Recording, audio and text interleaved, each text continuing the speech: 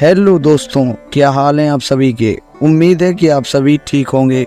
स्वागत है आप सभी का हमारे यूट्यूब चैनल संपूर्ण इतिहास में, और मैं हूं आपका दोस्त साहिल बुंदेलखंड से। दोस्तों, आज की वीडियो में हम बात करने वाले हैं सिखों के पांचवें गुरु अर्जन देव जी महाराज के बारे में।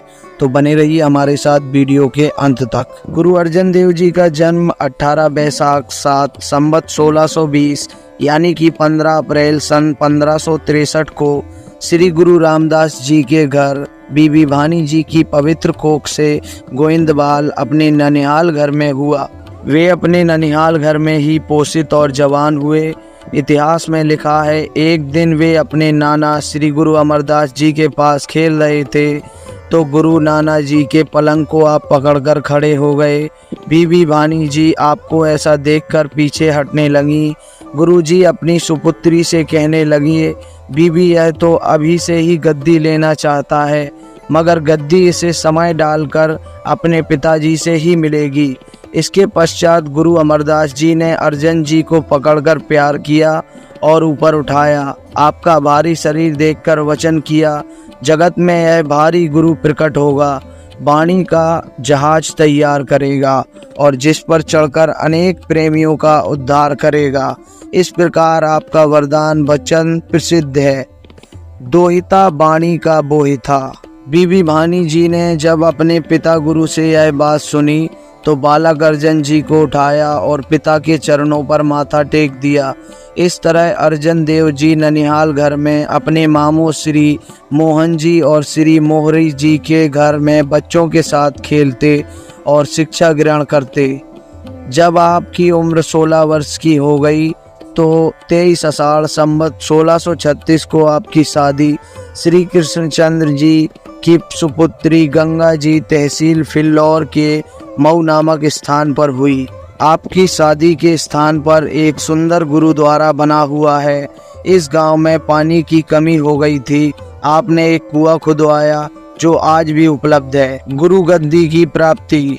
गुरु रामदास जी द्वारा श्री अर्जन देव जी को लाहौर भेजे हुए जब 2 वर्ष बीत गए, पिता गुरु की तरफ से कोई बुलावा ना आया, तब आपने अपने हृदय की तड़प को प्रकट करने के लिए गुरु पिता को चिट्ठी लिखी। दोस्तों, चिट्ठी की लिपि पंजाबी में है और मुझे पंजाबी बोलना नहीं आता। मैं इसका अनुवाद हिंदी में करूँगा, लेकिन अगर पंजाबी बोलते समय कोई गलती हो जाए तो कृपया मुझे अपना छोटा भाई समझकर क्षमा कर देना। गुरु अर्जन देव जी अपनी पहली चिट्ठी में लिखते हैं, मेरा मन लोचे गुरु दर्शन ताई। मेरा मन गुरु के दर्शन के लिए तड़प रहा है। विलाप करे चात्रिक की न्यायी। जैसे पपीहा चातक पक्षी बारिश की पहली बूंद के लिए विलाप करता है, वैसे ही मेरा मन गुरु दर्शन के लिए विलाप कर रहा है। तिरिखा ना उतरे संति ना आवे, बिनु दर्शन संत प्यारे जीव। गुरु के प्रिय संतों के दर्शन के बिना मेरी प्यास नहीं बुझती और मुझे शांति नहीं मिलती। हऊ घोली जीव घोली घुमाई, गुरु दर्शन संत प्यारे जीव।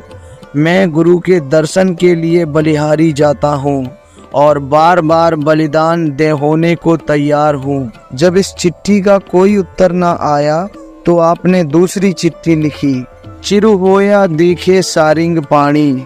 सारंग चातक पक्षी को पानी देखे हुए बहुत समय हो गया है। धनुषु देशु जहाँ तू बसिया, मेरे सजन मीत मुरारे जीव। धन है वह देश जहाँ तू निवास करता है, मेरे सखा मित्र और मुरारी। हऊ घोली हऊ घोल घुमाई, गुरु सजन मीत मुरारे जीव। मैं बलिहारी हूँ, मैं बलिदान हूँ, गुरु मेरे सखा मित्र और मुरारी पर। जब इस चिट्ठी का भी कोई उत्तर न आया तब आपने तीसरी चिट्ठी लिखी, एक घड़ी न मिलते ता कलयुग होता। अगर एक घड़ी भी गुरु के दर्शन नहीं होते तो ऐसा लगता है जैसे कलयुग हो गया है। उन्हें कद मिलिए प्रिय तुद भगवंता।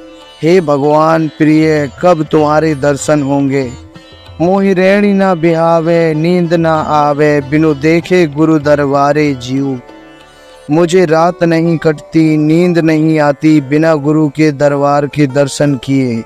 हऊ घोली जीव घोली गुआई, तिसु सचे गुरु दरबारे जीव।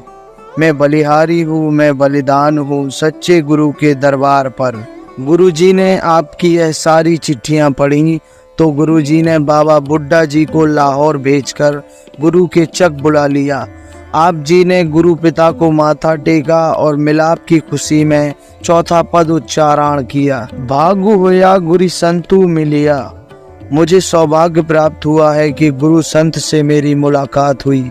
प्रभु अविनाशी घर में ही पाइया, मैंने अपने घर में ही अविनाशी प्रभु को पाया है। सेवा करी पलु चसा न बिछुड़ा, जन नानक दास तुम्हारे जीव। मैंने सेवा की है और एक पल के लिए भी गुरु से अलग नहीं हुआ। सेवक नानक आपके दास हैं। हऊ घोली जीव घोली घुमाई, जन नानक दास तुम्हारे जीव।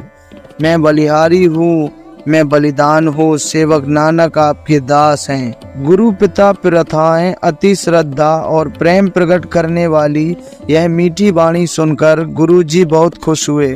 उन्होंने आपको हर प्रकार से गद्दी के योग्य मानकर भाई बुड्ढा जी और भाई गुरुदास जी आदि सिखों से विचार करके आपने भाद्र सुदी एकम संवत 1639 को सब संगत के सामने 5 पैसे और नारियल आप जी के आगे रखकर 3 परिक्रमा करके गुरु नानक जी की गद्दी को माथा टेक दिया। आपने सब सिख संगत को वचन किया कि आज से श्री अर्जन देव जी ही गुरु गद्दी के मालिक हैं। इनको आप हमारा ही रूप समझना और सदा इनकी आज्ञा में रहना। जहांगीर ने गुरुजी को संदेश भेजा। बादशाह का संदेश पढ़कर गुरुजी ने अपना अंतिम समय नज़दीक समझकर अपने सुपुत्र श्री हरि गोविंद जी को गुरुत्व दे दिया। उन्होंने भाई बुड्ढा जी, भाई गुरुदास जी और बुद्धिमान सिखों को घर के बाहर का काम सौंप दिया।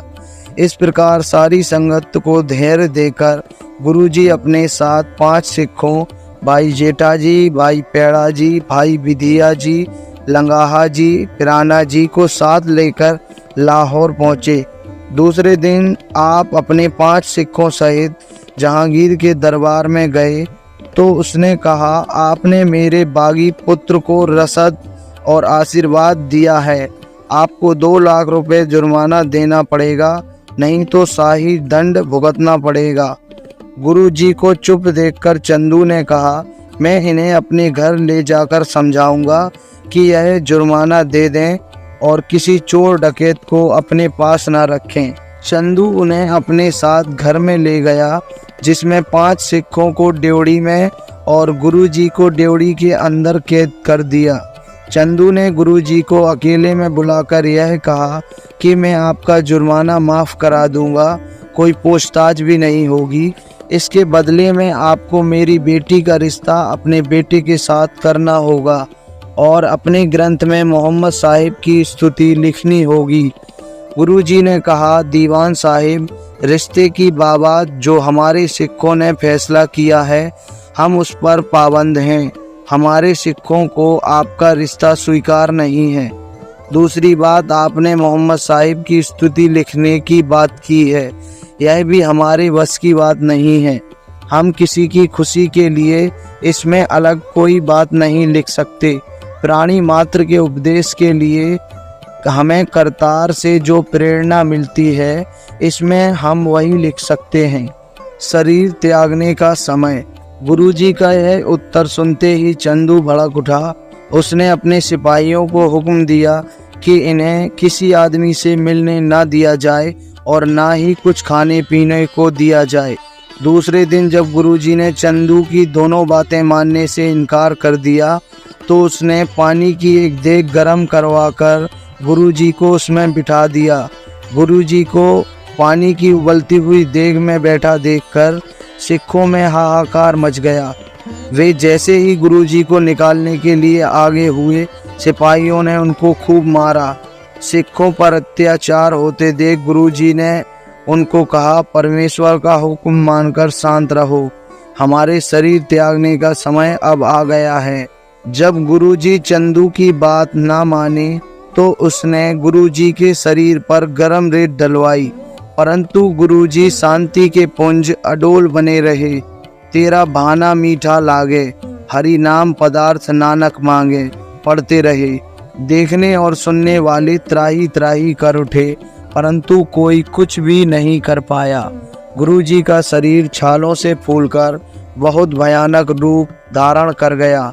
तीसरे दिन जब गुरुजी ने फिर चंदू की बात नहीं मानी तो उसने लोह गर्म करवाकर गुरुजी को उसके ऊपर बिठा दिया। गुरुजी इतने पीड़ाग्रस्त शरीर से गर्म लोह पर प्रभु में लिप जोड़कर अडोल बैठे रहे। लोग हाहाकार कर उठे, ज्योति ज्योत समाना। जब दिन निकला तो चंदू फिर अपनी बात मनवाने के लिए गुरुजी के पास पहुंचा, परंतु गुरुजी ने फिर भी बात ना मानी। उसने गुरुजी से कहा कि आज आपको मृत गाय के कच्चे चमड़े में सिलवा दिया जाएगा। उसकी बात जैसे ही गुरुजी ने सुनी तो गुरुजी कहने लगे कि पहले हम रावी नदी में स्नान करना चाहते हैं, फिर जो आपकी इच्छा हो कर लेना। गुरुजी की जैसे ही यह बात चंदू ने सुनी तो वह खुश हो गया कि इन छालों से सड़े हुए शरीर को जब नदी का ठंडा पानी लगेगा तो यह और भी दुखी होंगे। अच्छा यही है कि इनको स्नान करने की आज्ञा दे दी जाए। चंदू ने अपने सिपाहियों को हुक्म दिया कि जाओ इन्हें रावी नदी में स्नान करा लाओ। तब गुरुजी अपने 5 सिखों सहित रावी पर आ गए। गुरुजी ने नदी के किनारे बैठकर चादर ओढ़कर जपुजी साहिब का पाठ करके भाई लंगाह आदि सिखों को कहा कि अब हमारी परलोक गमन की तैयारी है। आप जी श्री हरि गोविंद को धैर्य देना और कहना कि शोक नहीं करना, करतार का हुक्म मानना, हमारे शरीर को जल प्रवाही कराना, संस्कार नहीं करना, निधन। इसके पश्चात गुरुजी रावी में प्रवेश करके अपना शरीर त्याग कर सचखंड जी विराजे। उस दिन ज्येष्ठ सुदी चौथ संवत 1553 विक्रमी थी। गुरुजी का ज्योति ज्योत समाने का सारे शहर में बड़ा शोक मनाया गया। गुरुजी के शरीर त्यागने के स्थान पर गुरुद्वारा ढेरा साहिब लाहौर शाही किले के पास विद्यमान है। विशेष बिंदु, गुरु अर्जन देव जी के स्वयं के लगभग 2000 शब्द गुरु ग्रंथ साहिब में संकलित हैं। गुरु अर्जन देव जी की रचना सुषमन पाठ का सिख नित्य पारायण करते हैं। गुरु अर्जन देव जी ने अपने पिता द्वारा अमृतसर नगर के निर्माण कार्य को आगे बढ़ाया। इन्होंने अमृत सरोवर का निर्माण कराकर उसमें हरमंदिर साहब का निर्माण कराया, जिसकी नींव सूफी संत मियाँ मीर के हाथों से रखवाई गई। तरन तारन नगर भी गुरु अर्जन देव जी के समय में बसा हुआ एक नगर है। मुगल सम्राट अकबर भी गुरु अर्जन देव जी का सम्मान करते थे। गुरु अर्जन देव जी ने सार्वजनिक सुविधा के लिए जो काम किए उनसे अकबर बहुत प्रभावित था। गुरु अर्जन देव जी के बढ़ते हुए प्रभाव को जहांगीर सहन नहीं कर सका और उसने अपने पुत्र खुसरो की सहायता से गुरु अर्जन देव जी को कैद कर लिया। जहांगीर द्वारा कैद में गुरु अर्जन देव जी को तरह तरह की यातना दी गई। इन्हीं परिस्थितियों में 30 मई 1606 ईस्वी में रावी नदी के तट पर आकार गुरु अर्जन देव जी का देहांत हो गया। दोस्तों, उम्मीद है वीडियो आपको पसंद आई होगी। अगर वीडियो आपको पसंद आई है तो कृपया हमारे चैनल को सब्सक्राइब करें और बेल आइकॉन को भी ज़रूर दबाएं। हम जल्द ही हाजिर होंगे किसी महान व्यक्ति के व्यक्तित्व के साथ। तब तक के लिए धन्यवाद।